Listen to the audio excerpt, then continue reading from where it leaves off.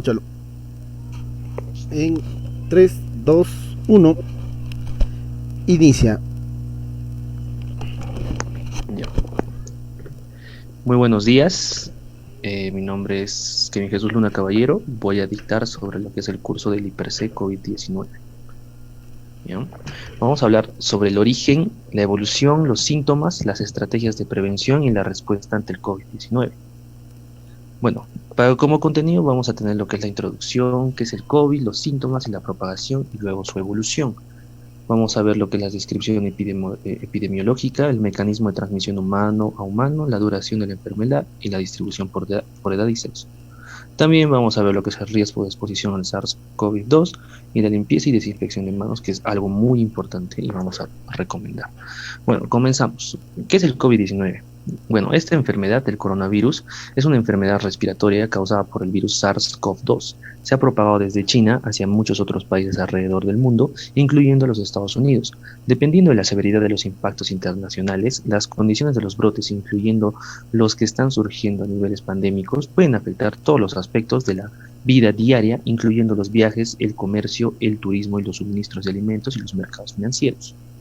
Bueno, vamos a hablar sobre los síntomas. Generalmente los síntomas incluyen lo que es la fiebre, la tos y la respiración entrecortada. Algunas personas infectadas con el virus han informado experimentar otros síntomas no respiratorios. Otras personas a quienes se les refiere como casos asintomáticos no han experimentado síntoma alguno. Los síntomas del COVID-19 pueden aparecer después de la exposición entre 2 días a 14 días. ¿Ya? La propagación de este virus se disemina principalmente de persona a persona, entre personas que están en estrecho contacto con unas con otras a menos aproximadamente 6 pies entre sí, a través de los microgotas respiratorias producidas por una persona infectada al toser o estornudar.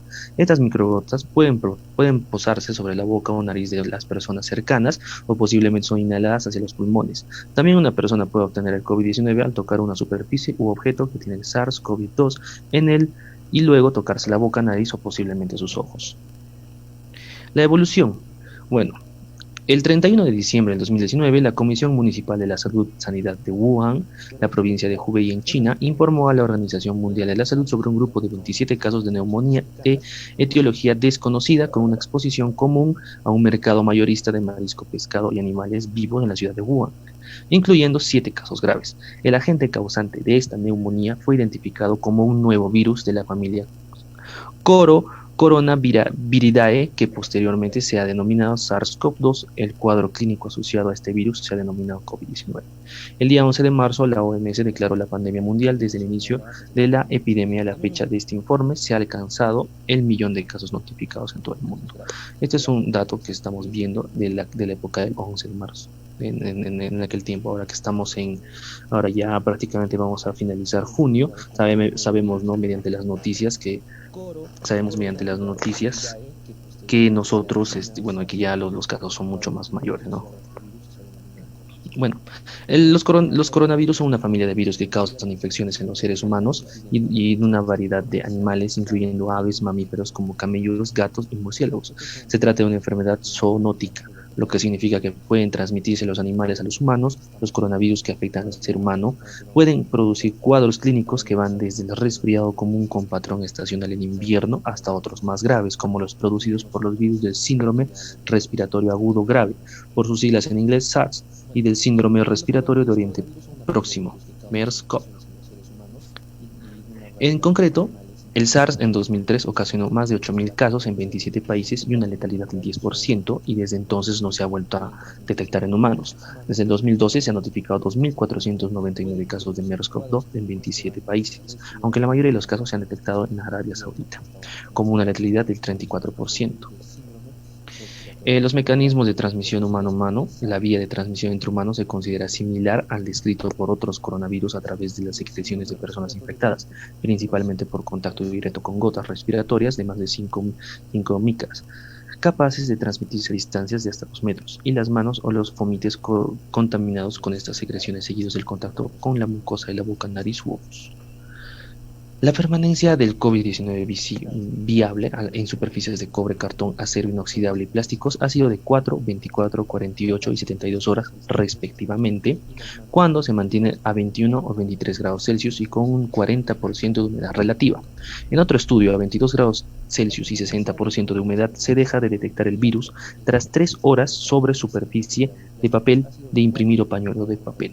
De 1 a 2 días cuando lo aplican sobre madera, ropa o vidrio, y más de 4 días cuando se aplica sobre acero inoxidable, plástico, billetes de dinero y mascarillas quirúrgicas. El tiempo medio desde el inicio de los síntomas hasta la recuperación es de 2 semanas, cuando la enfermedad ha sido leve, y 3 a 6 semanas cuando ha sido grave o crítica. El tiempo entre el inicio de síntomas hasta la instauración de síntomas graves, como la hipoxemia, es de 1 semana y de 2 a 8 semanas hasta que se produce el fallecimiento.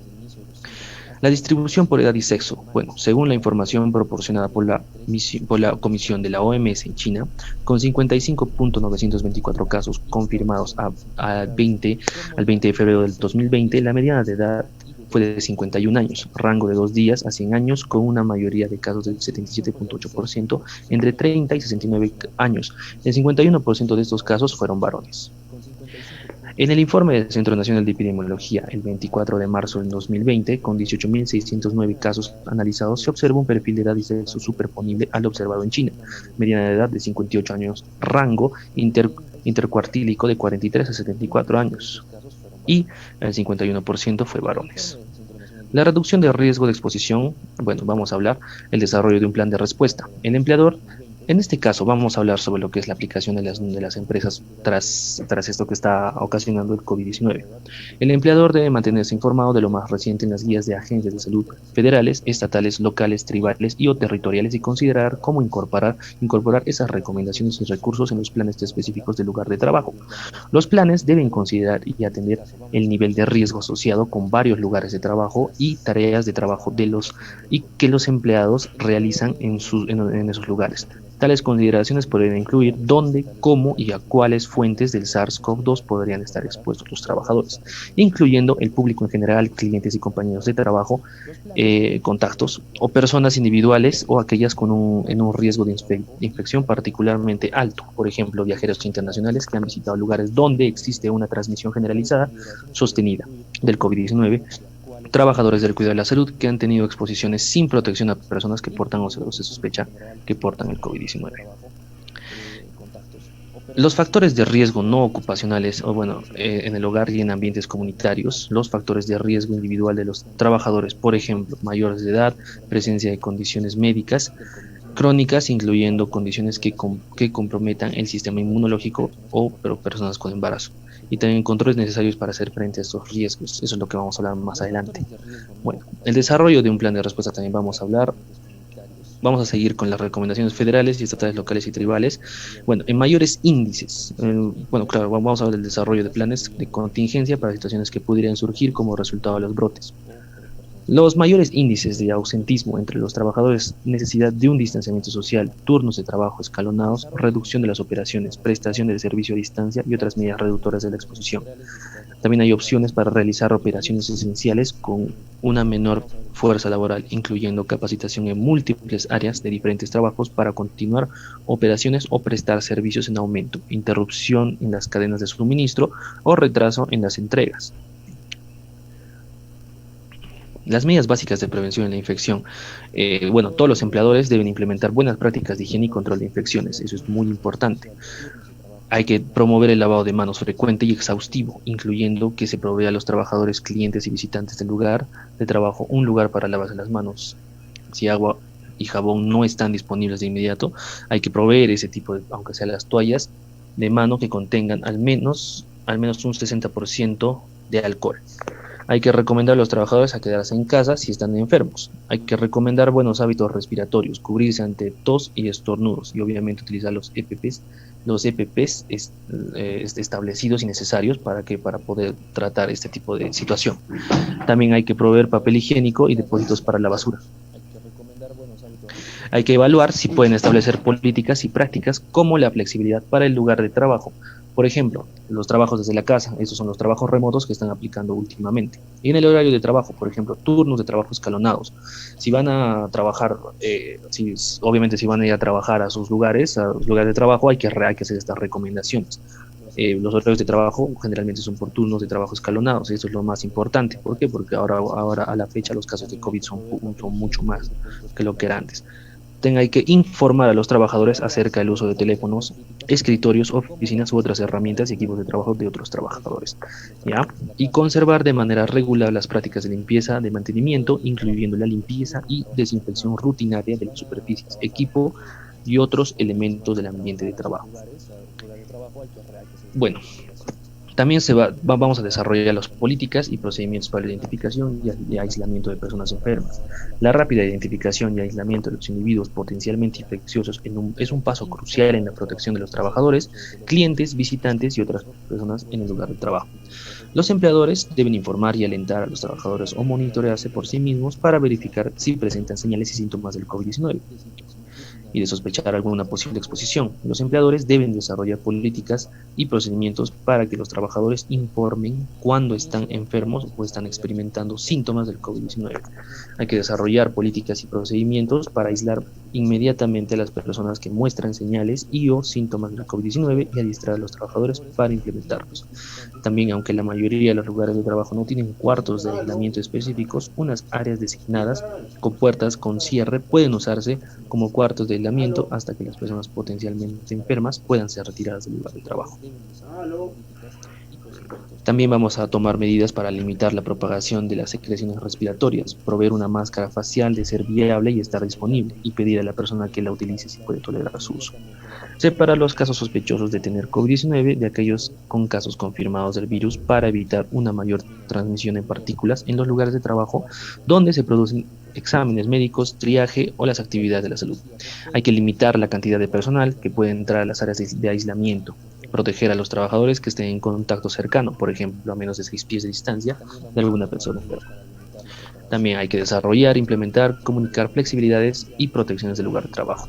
Debemos alentar de manera activa que los empleados trabajadores permanezcan en sus hogares. Hay que asegurarse de que las políticas de licencia por enfermedad sean flexibles y consistentes con las guías de salud pública. Hay que dialogar con las compañías que proveen trabajadores por contrato o temporero sobre la importancia de que los trabajadores enfermos permanezcan en sus hogares y alentarlas a desarrollar políticas de licencia por enfermedad que no sean punitivas. Hay que mantener políticas flexibles que permitan a los trabajadores permanecer en sus hogares para cuidar de algún pariente enfermo. Hay que tener conocimiento de las preocupaciones de los trabajadores sobre la paga, licencias, seguridad, salud y otros asuntos que pudieran surgir durante los brotes de enfermedades infecciosas. Hay que proveer materiales informativos de educación y adiestramiento adecuados, utilizables y apropiados sobre las funciones de trabajo esenciales para los negocios y sobre la seguridad y salud de los trabajadores, incluyendo las prácticas de higiene apropiadas y el uso de cualquier control en el lugar de trabajo, incluyendo equipo de protección personal. Bueno, vamos a ver sobre la implementación de controles laborales. La mejor manera de controlar un riesgo es removerlo sistemáticamente del lugar de trabajo en lugar de confiar en que los trabajadores reduzcan su exposición. Durante el brote de un caso de COVID, cuando podría no ser posible eliminar el riesgo, las medidas de protección más efectivas son controles de ingeniería, controles administrativos y prácticas de trabajo seguras, un tipo de control administrativo. Y el EPP. Existen ventajas y desventajas para cada tipo de medida de control, cuando se considera la facilidad de su implementación efectiva y costo. En la mayoría de los casos, una combinación de las medidas de control será necesaria para proteger a los trabajadores como la exposición del SARS-CoV-2. Aquí podemos ver, ¿no?, cómo está la situación actual. La situación actual, al principio se tenía que hacer, bueno, como normalmente se hacía, ¿no? Primero el más bajo es el equipo de protección personal y los controles administrativos. Y cuando ya teníamos problemas mucho más grandes, aplicábamos los controles de ingeniería, sustituíamos o eliminábamos. Lo que se desea ahora último es, bueno, lo más bajo ahora es los EPPs, el uso de EPPs, controles administrativos, bueno, son con barreras blandas, ¿no? Y ahora en las barreras duras hay que tratar de combinar, ¿no?, con lo que es con los controles de ingeniería, sustituirlos o eliminarlos de COVID-19.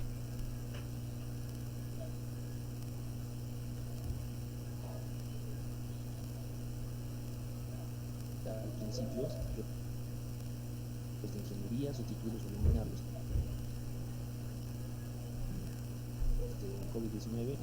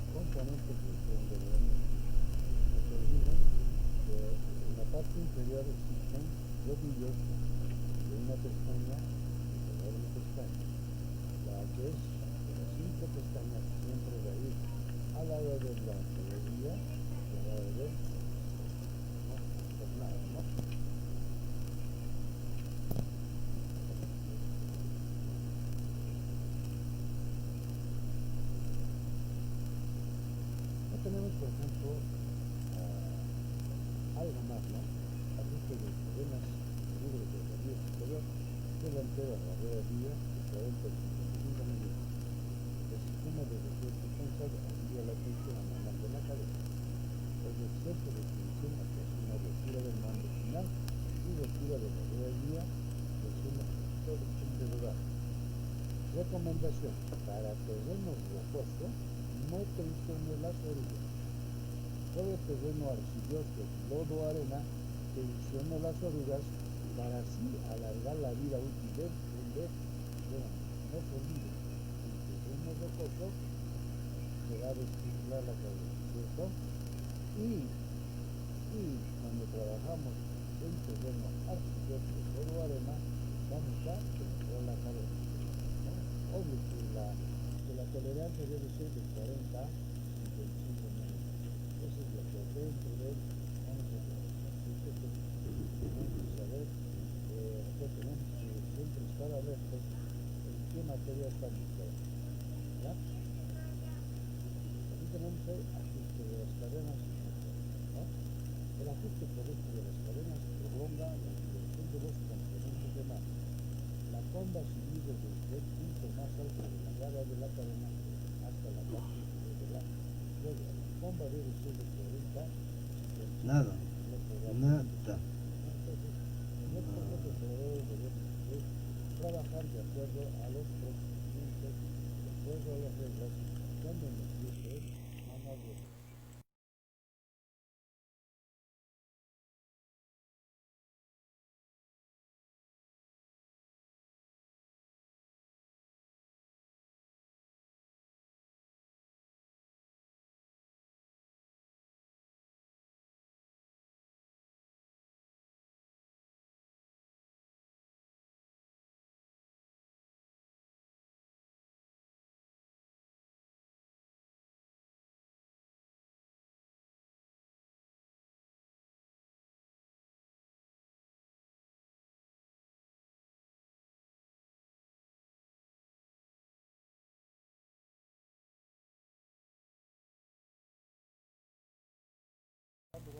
dentro de la cabina tenemos que trabajar teniendo conocimiento, teniendo referencia de la máquina. Ahora que dice, cuando está avanzando, trabaja para el centro que está en el estudio del estudio.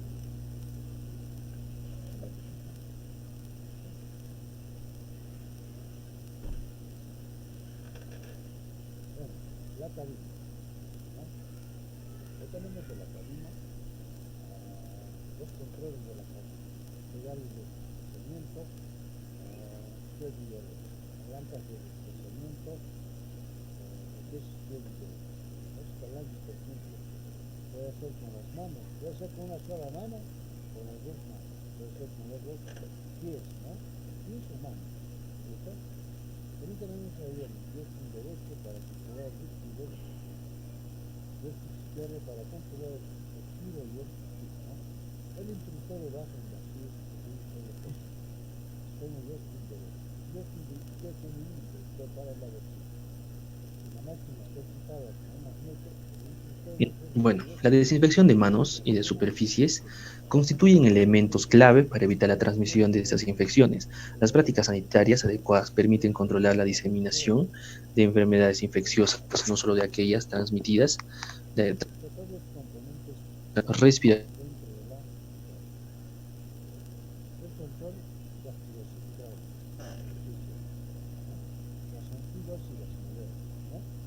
Asegúrese que para arrancar el motor palanca de presión glacial, la palanca de activación del sistema hidráulico ha sido diseñada para los nuevos modelos. Sin embargo, el propósito de este mecanismo, con la palanca en la presión abajo de la presión, el solenoide de la activación del sistema hidráulico está en la posición desactivada. Entonces un solenoide es un interruptor así, es un motorcito, ¿no? Pequeño que se activa, es como una chapa, ¿no? Que va con un torcido y una vecina, que es el que va. Entonces quiere decir por eso que nosotros que hablamos de Dios, ¿no? Que estas palancas, ya todo esto es máquina con electrónica, ¿no?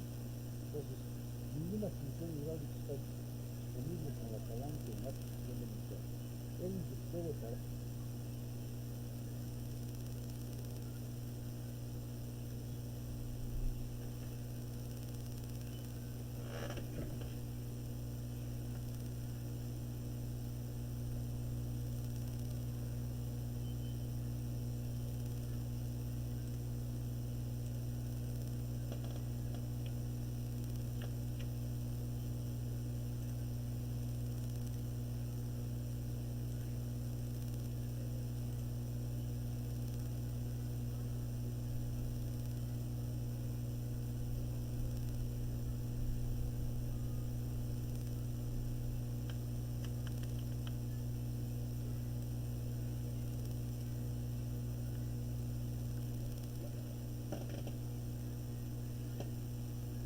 de emergencia a nivel X está localizado en una parte baja de la ciudad. El instructor apagará el motor sin necesidad de subir a la cabina una vez que el instructor es accionado y después Superficies vivas. accionado, ya de adentro debe ser cuando el instructor está apagado y después para ustedes nuevamente, ¿no? Entonces, ahí tenemos lo que es la palanca del sensor de posición hidráulica. También tenemos un interruptor número 2 de circunstancias, ¿no? De repente estamos fundidos, bajamos de la máxima, escuchamos, y de repente por una manguera hidráulica cae una, Bueno, ahí tenemos el sendero operador, que indica la entrada, la entrada hidráulica, control de la palanca universal. Universal decir porque el manejo de las palancas es en forma de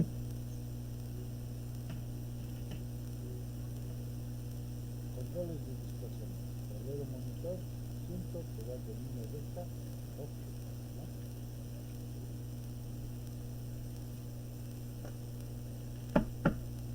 Ahí tenemos lo que es el medicamento. El número 6 es un pedal de línea recta. Por cierto, si yo voy a tener este pedal, ya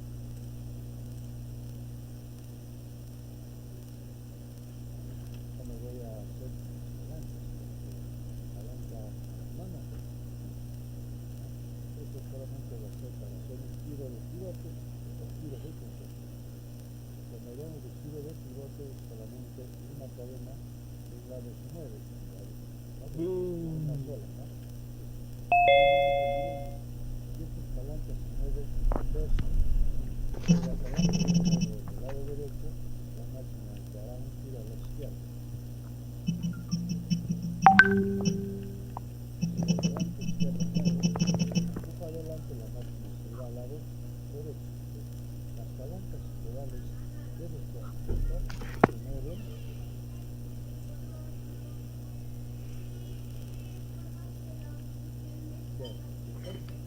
una palanca nueva y el sensor nuevo.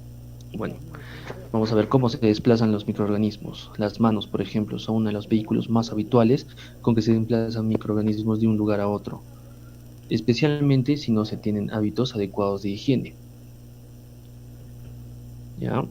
Bueno, ahora, los microorganismos también pueden transmitirse a través de alimentos o agua contaminada, a través de insectos, roedores, entre otros. Los animales domésticos también pueden ser una fuente de contaminación si los microorganismos están en la superficie de su cuerpo o sus heces. Esto último es principalmente importante en infecciones bacterianas. Existen algunos microorganismos que se transmiten por la ingesta de alimentos contaminados. Bueno, ¿cómo se desplazan los microorganismos? Asimismo, las zoonosis son enfermedades transmisibles causadas por microorganismos de animales a seres humanos, por ejemplo, la gripe aviar, las infecciones por E. coli y el coronavirus, que es el COVID-19.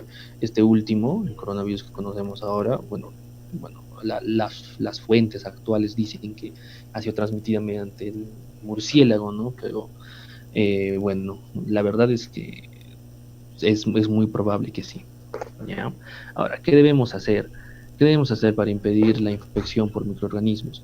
Hay que mantener la limpieza, separar alimentos crudos y cocinados, lavarse las manos antes de preparar alimentos y con frecuencia durante su preparación. También hay que lavarse las manos después de ir al baño. Hay que limpiar y desinfectar todas las superficies, inclusive los empaques de los productos que se compran para el consumo, especialmente en situaciones de brotes, epidemias y pandemias. Hay que proteger los alimentos y las áreas de cocina de insectos, plagas y otros animales. ¿Por qué? Porque estos obviamente son los que transmiten, ¿no?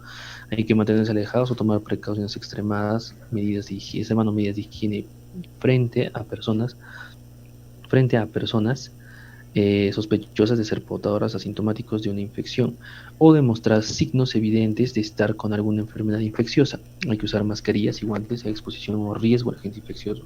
Todo esto, señores, se tiene que aplicar a cada uno. Hay que tratar ahora, si la cultura de prevención que estábamos tratando de promover más antes con lo que es la seguridad ante riesgos o enfermedades ocupacionales, etcétera, ahora para tratar de evitar la contaminación, esta enfermedad, hay que promover el uso de todas estas recomendaciones.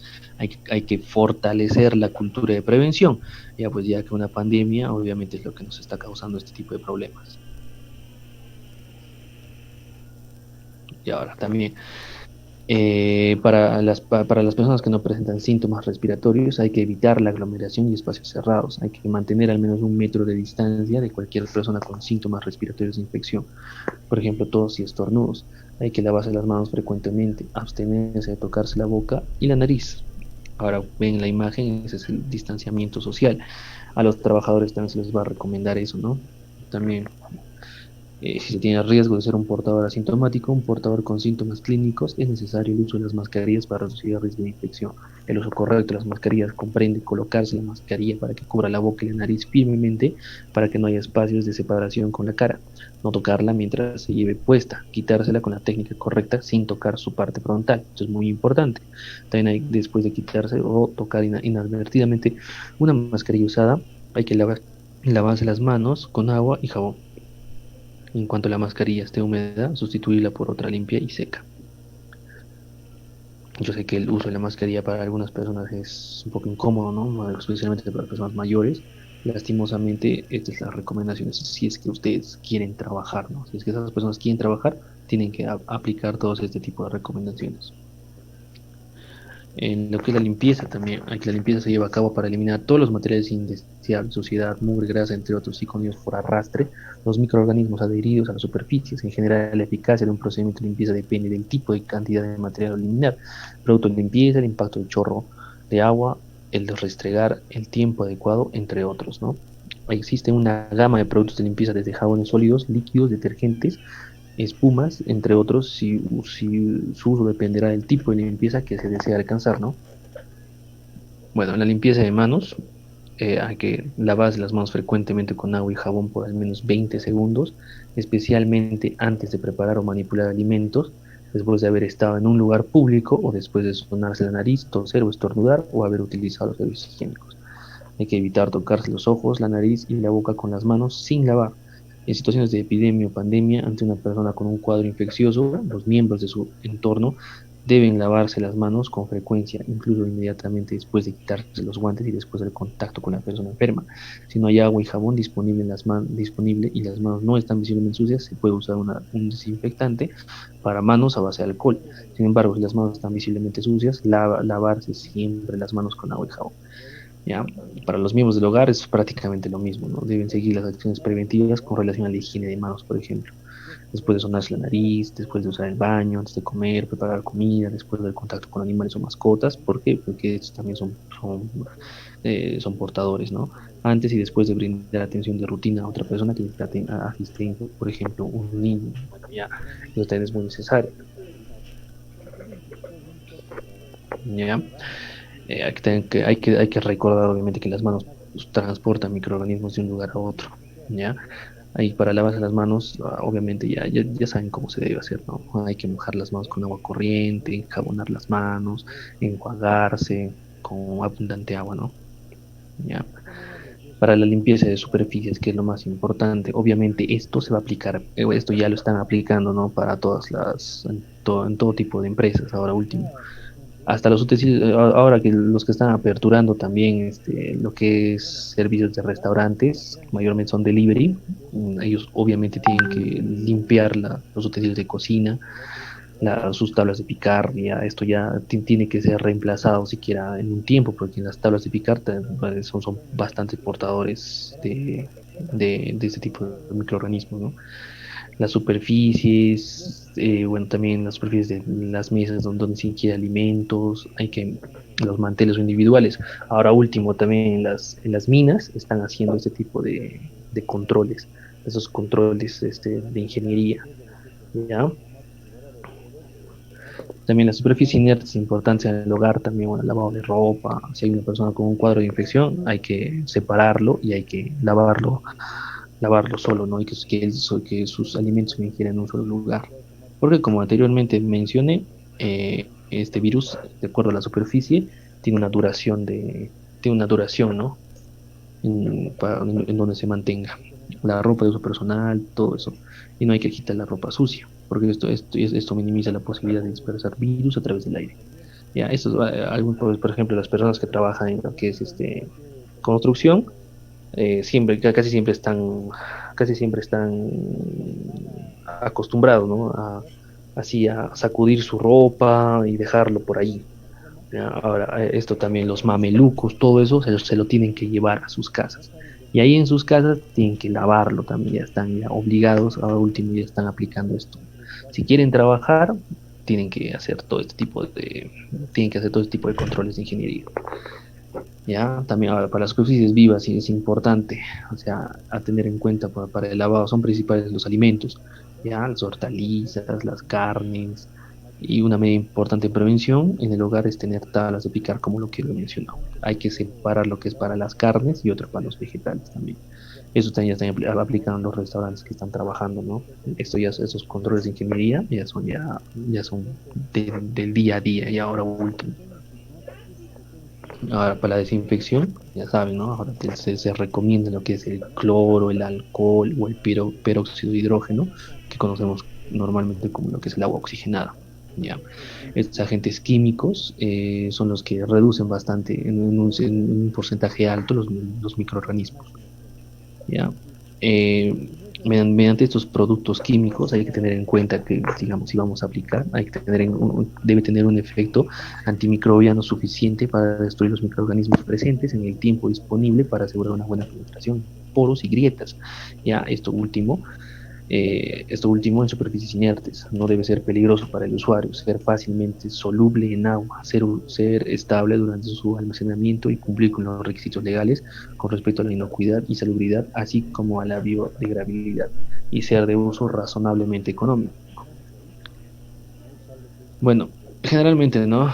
Lo que tenemos, lo que estamos usando mayormente y lo que cumple con los requisitos anteriormente nombrados son el cloro, el agua oxigenada y el alcohol, ¿ya? Esos tres presentan diferentes características, ¿no?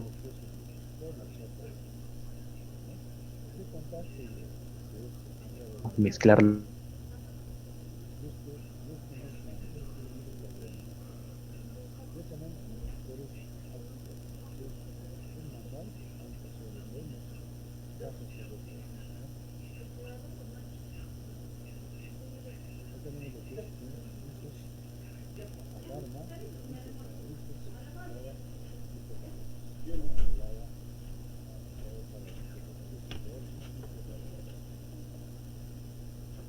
Control automático de velocidades, señal para que no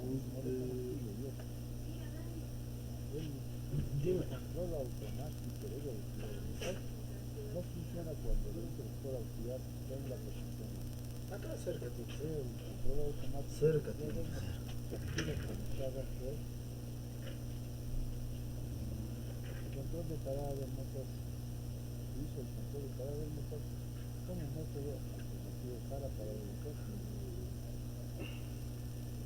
El control auxiliar de respaldo solo se usa en caso de emergencia. Cuando no funciona el sistema, monitor hasta salir a un lugar.